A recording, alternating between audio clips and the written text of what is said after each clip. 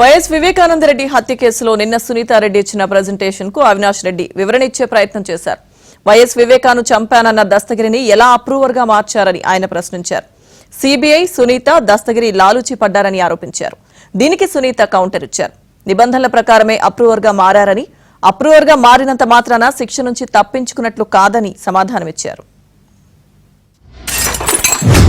Approver గురించి మనం మాట్లాడాల్సి వస్తే కన్నా సహజంగా ఏ కేసులో అయినా అప్రూవర్ అంటే ఏంటంటే 306(4)A ఒక వ్యక్తి ముఖ్యంగా ఈ హత్య కేసులో అనుకోండి అరెస్ట్ అయ్యి జైల్లో ఉంటే జైల్లో ఉన్న వ్యక్తిని అప్రూవర్గా మనం తీసుకోవాలంటే అతను అప్రూవర్గా విచారణ సంస్థ తీసుకుంటే అతనికి ట్రయల్ అయిపోయే వరకు, ట్రయల్ అయిపోవడానికి 5 ఏళ్ళు కావచ్చు, 6 ఏళ్ళు కావచ్చు, 7 ఏళ్ళు కావచ్చు, ట్రయల్ అయిపోయే వరకు అతనికి బెయిల్ వచ్చే సమస్య లేదు, బయటకు వచ్చే సమస్య లేదు.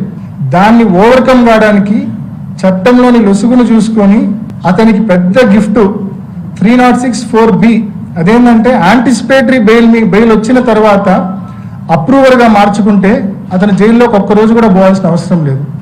సో ఈ మాదిరిగానే అప్రూవర్ చేస్తే ఒక్కరోజు కూడా జైలుకు పంపకుండా శాశ్వతంగా నిన్ను ముద్దాయి నుంచి సాక్షిగా చేస్తాము, ఒక్కరోజు కూడా జైలుకు పోవాల్సిన అవసరం లేదు, కావాల్సినంత డబ్బు ఇస్తామంటే ఇంకా ఎవరి పేర్లు చెప్పమంటే వాళ్ళు చెప్పరండి.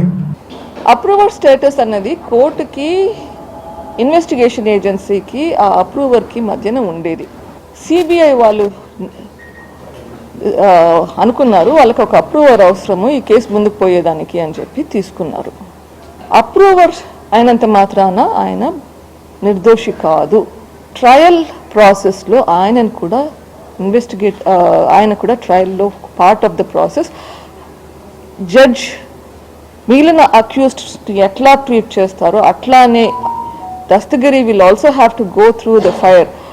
ఆయన ట్రయల్ ఫేస్ చేశాక జడ్జ్ కన్విన్స్ అయితే ఇది ఆయన అప్రూవర్గా ఉంటాడు, లేకపోతే ఆయన కూడా మిగిలిన అక్యూజ్డ్ లాగా జైలుకి వెళ్తాడు. సో ఒకరు అప్రూవర్ అయినంత మాత్రాన ఆయన తప్పించుకుంటాడు అన్న దానికి ఏమీ లేదు.